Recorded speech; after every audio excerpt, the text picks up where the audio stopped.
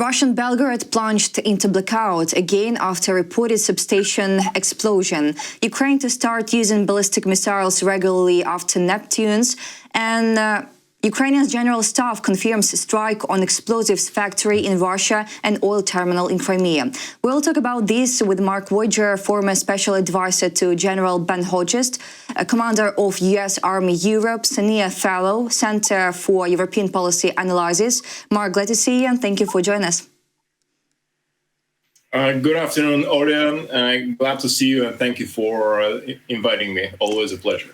Mark, Ukraine has successfully used Neptune missiles and plans to regularly use its own ballistic missiles in the future. According to President Volodymyr Zelensky, we have successfully used Neptunes over our cruise missiles more than once. There will come a time when we will be able to start using our own ballistic missiles regularly, the president said. According to him, the development of ballistics is one of the key tasks of state security. Mark, how do you think, what specific operational successes have been achieved with Ukrainians' Neptune cruise missiles to date? How will the regular deployment of Ukrainian-made ballistic missiles shift the strategic balance on the battlefield? That's a great question. And first of all, let me share my view that the successful use of the Neptune missiles and all other Ukraine-made missiles is a clear demonstration that Ukraine is about to achieve at least operational, if not strategic, self-reliance in the field of long-range strikes, missile strikes, as well as drone strikes.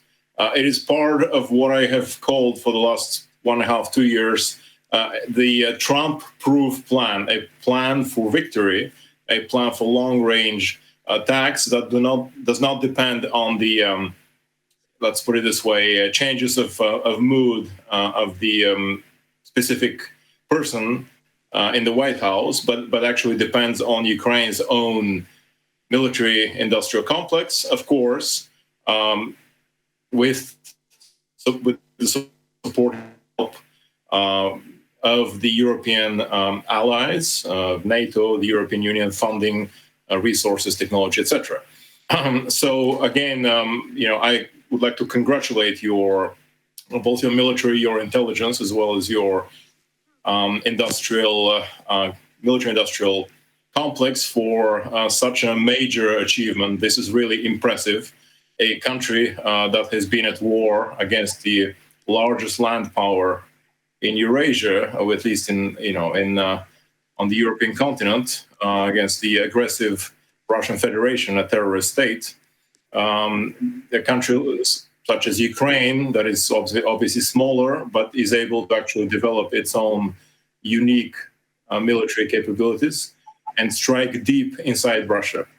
The way this is changing the battle space, and of course Russia's calculus, is that for several years, the Russian leadership, the Kremlin, was thinking that the West would not allow Ukraine to use long-range Western weapons to strike deep into Russia. Obviously, now we're talking about the Tomahawks, but still there is no decision on the part of the White House to use those. Of course, we're talking about the German Taurus missiles. Also, as we know, the decision is not there yet.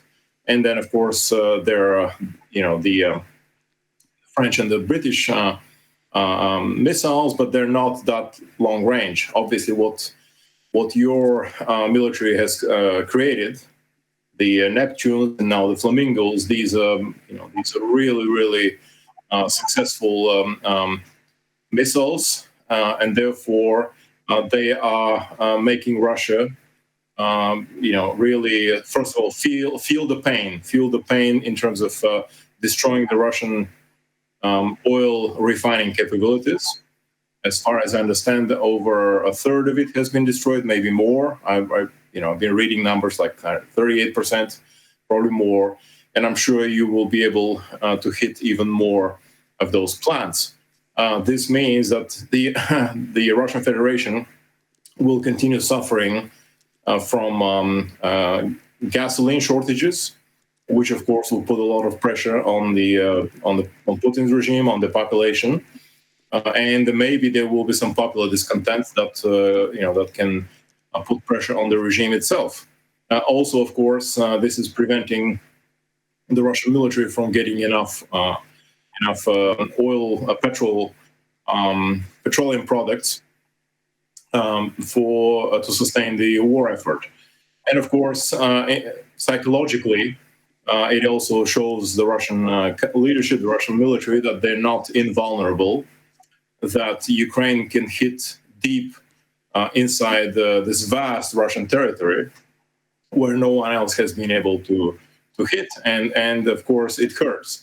So I see several major effects, the purely military one, the economic one, the social one, and definitely the psychological one, and of course the political, strategic one, humiliating Putin, humiliating the Kremlin in such a way, exposing Russia's vulnerabilities to the entire world, because Russia is unable to cover its entire territory with air and missile defense systems, and therefore your military is hitting with precise strikes exactly where it hurts, and it will continue to do so.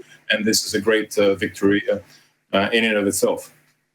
Mark, we truly believe that Russia will continue to face the consequences of the aggression. Ukraine has already, as you said, demonstrated its ability to innovate, adapt, and strike back. And I'm confident that the Russian occupiers will be increasingly surprised by what we are capable of. And on the night of October 6th, the Ukrainian Defense Forces struck the Russian Sverdlov plant in Dzержinsk, Nizhny Novgorod region, as well as the facilities of the marine oil terminal in the temporarily occupied Feodosia in Crimea, according to the General Staff of the Armed Forces of Ukraine. How critical is the, for example, Sverdlov plant to Russia's overall war effort, particularly in terms of supplying the front lines with artillery and missile warheads? What strategic role does the sea oil terminal in Feodosia play in supplying fuel or resources to Russian military operations in southern Ukraine or Crimea?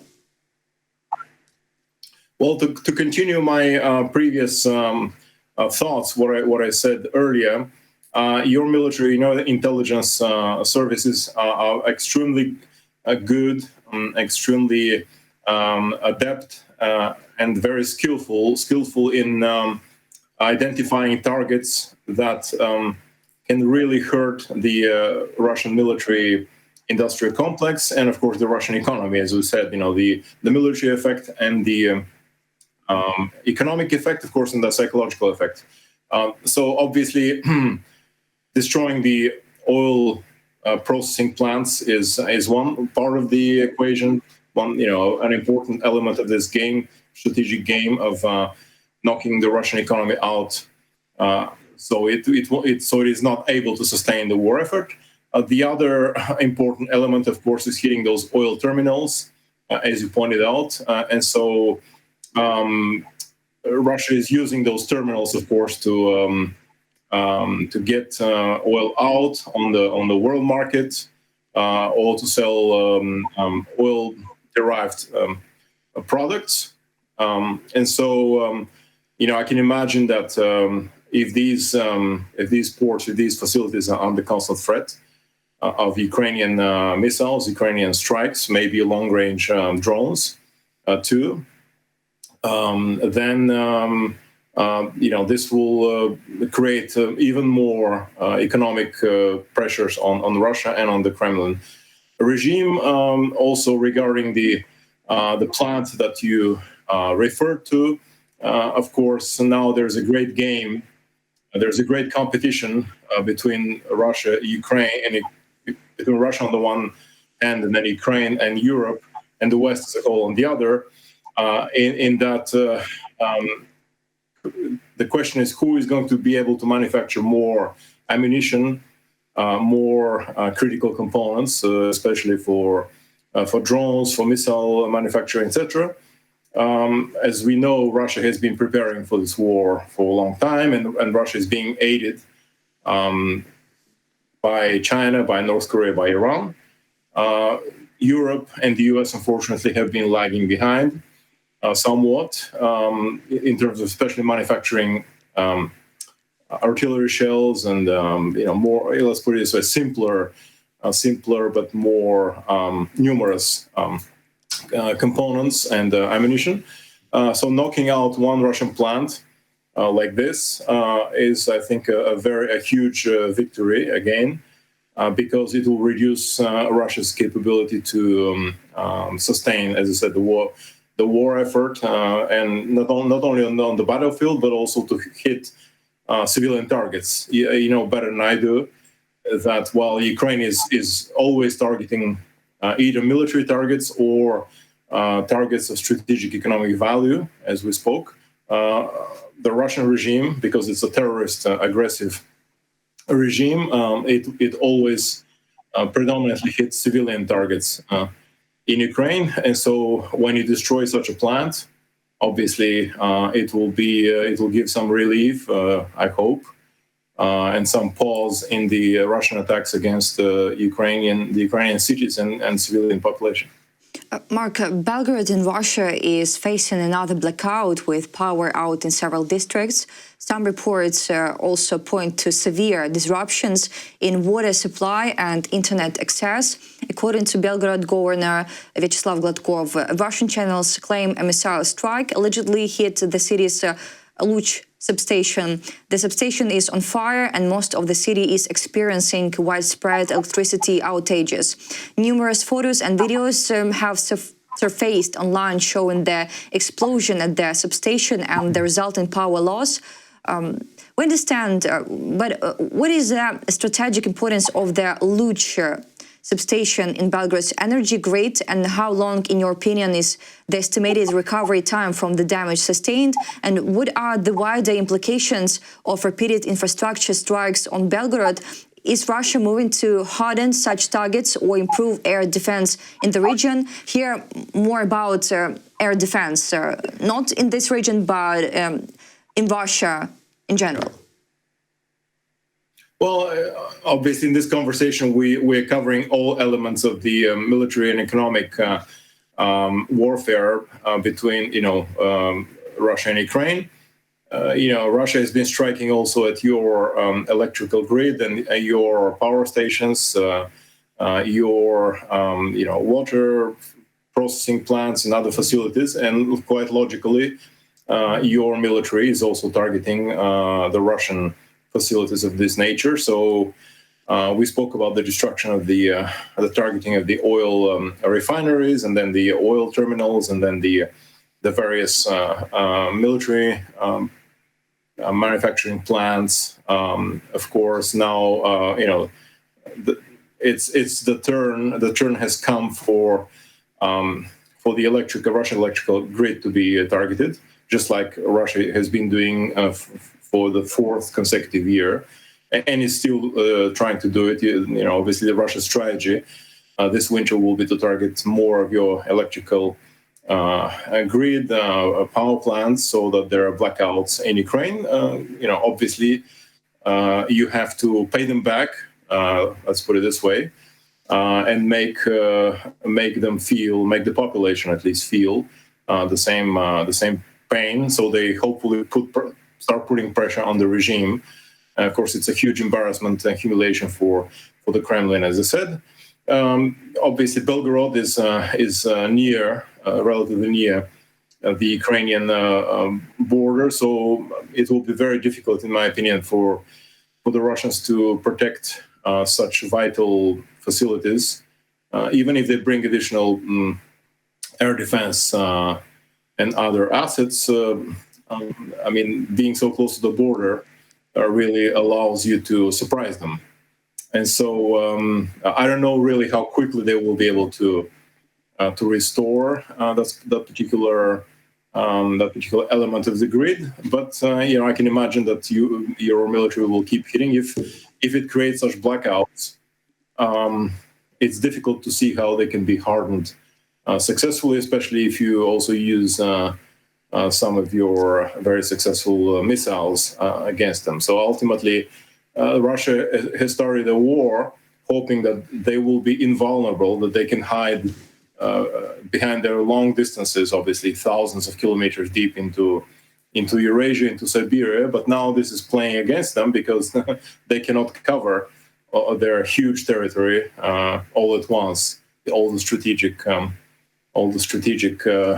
assets and facilities. They cannot protect them simultaneously. And your military has not even targeted seriously the Russian cities, especially the big cities, Moscow and St. Petersburg, the way the Russians are doing.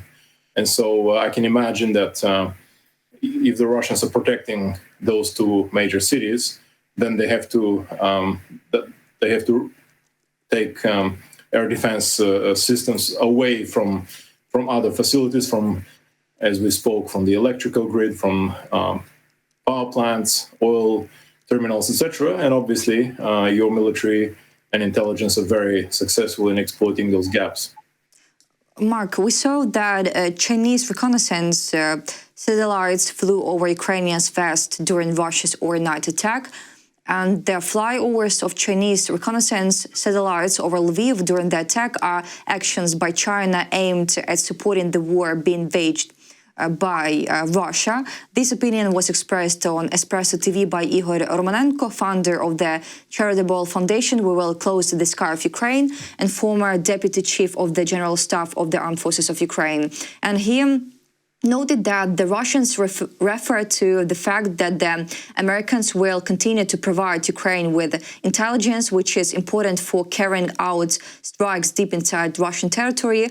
That's why they are turning to their allies, China, for information.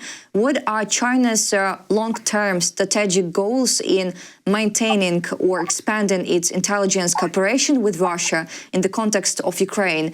Is Beijing testing Western red lines by engaging in low visibility support to Moscow without crossing into overt military aid? That's a great question. Let's go back briefly to 2022 and the weeks and months before Russia launched its aggression against your country. As you know, Putin went to visit the President Xi in Beijing for the opening of the Olympics in 2022, and in most likelihood he was also there to report to his Chinese counterpart that the invasion of Ukraine is coming soon. Obviously, right after the Olympic Games were over, which is what happened. I think that back in the day, during that meeting, most likely Putin also told President Xi that there's nothing to worry about, that the Ukrainian forces will surrender, the Ukrainian government will collapse, and then Russia will be able to take Kiev in 3 days, and then Ukraine in 1 week, 10 days. All these fantastic, ridiculous, unrealistic expectations that the Russian leadership had at the time. And so initially, China most likely gave its blessing for this war, hoping that Russia would overwhelm the Ukrainian defenses and be able to seize control of Ukraine very, very quickly. I would imagine that if this had happened, that China maybe would have also launched its own aggressive strike against Taiwan.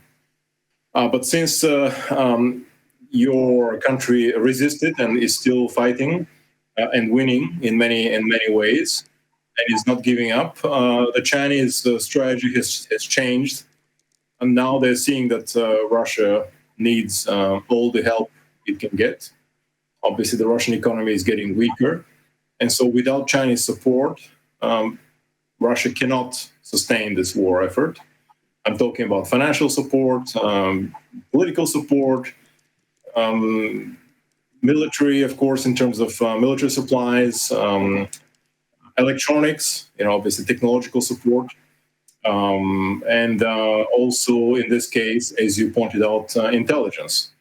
I read the the report that you spoke about, that 3 Chinese satellites flew over Lviv and that area, and most likely provided intelligence to the Russians. This is quite possible. The Chinese long-term strategy now is to help Russia sustain its war effort, its aggression against Ukraine for as long as possible, because this, in the Chinese perception, distracts the West and drives Western assets away from the Pacific area. In other words, as the West is forced, the US and Europe, to actually dedicate money, resources, missiles, missile defense, ammunition, all sorts of military systems to help Ukraine. Obviously, these assets, that weapons, etc., that will not be sent to the Far East, to East Asia, in case China decides to attack Taiwan.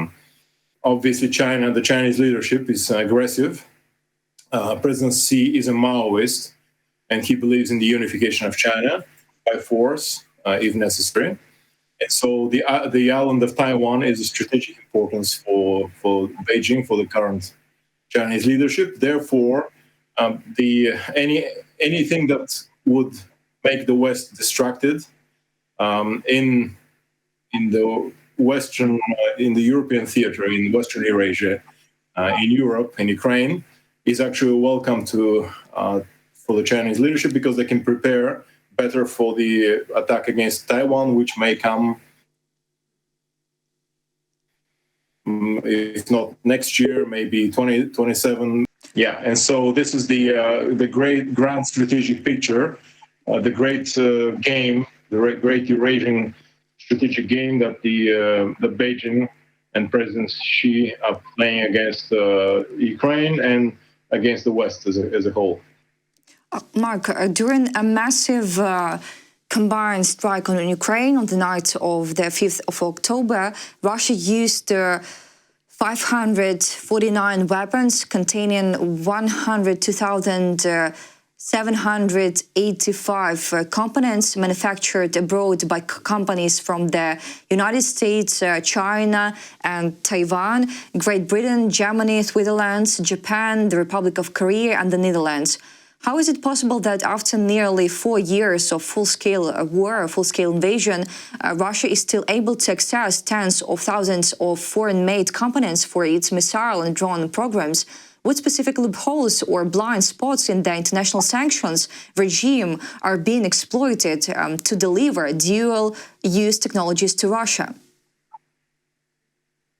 Yeah, this is a very difficult question. It's actually a shame. Absolutely, it's a crime. Really, it's a moral. It shows the moral failure of companies that sell such components to Russia or its allies. Unfortunately, this has been a long-standing tradition, not only in Russia but in the Soviet Union. Even before. Before it collapsed during the Cold War, 40 or 50 years. In the past, they had an intelligence apparatus that was that had a specific goal, the specific goal of buying, procuring, finding Western, especially American, electronics and military equipment, dual-use electronics, of course. That the Soviet Union was not able to manufacture. And so back in the day, they would do it through front companies, through third countries, such as in the Middle East, the Arab countries, and some countries in Asia, Africa, and Latin America. I can imagine that this is happening these days. Russia is quite popular, unfortunately, because of its information warfare. All across the so-called global south, so Latin America, Africa, the Middle East, Asia, South Asia, and so we can see companies that operate for some small nations. Once I read something about the Maldives exporting huge amounts of electronics. Obviously, this is in violation of the sanctions regime. Obviously, Russia has this huge border with Iran, with Central Asia, with China. So it's impossible to seal. These are tens of thousands of kilometers, of course. And so, of course, the West and Europe and the US are trying to impose sanctions, and they keep adding more and more companies to the sanctions list. But unfortunately, the Russians and the Chinese are finding more and obviously additional ways, additional opportunities, additional avenues to supply those components. Again, front companies, third countries that are formally not under sanctions, and so it's an ongoing struggle. There's nothing. I wish I could say that somehow this can be solved immediately. Unfortunately, there's no single bullet. There's no silver bullet. There's no single solution to this problem. It's just the West has to keep adding more companies, putting more pressure on those governments, on those banks, because it's an ongoing struggle. It will likely not end very soon. I have to be brutally honest that Russia and China are finding all sorts of all possible ways to evade those sanctions, and so the West must keep the pressure. There's no other way.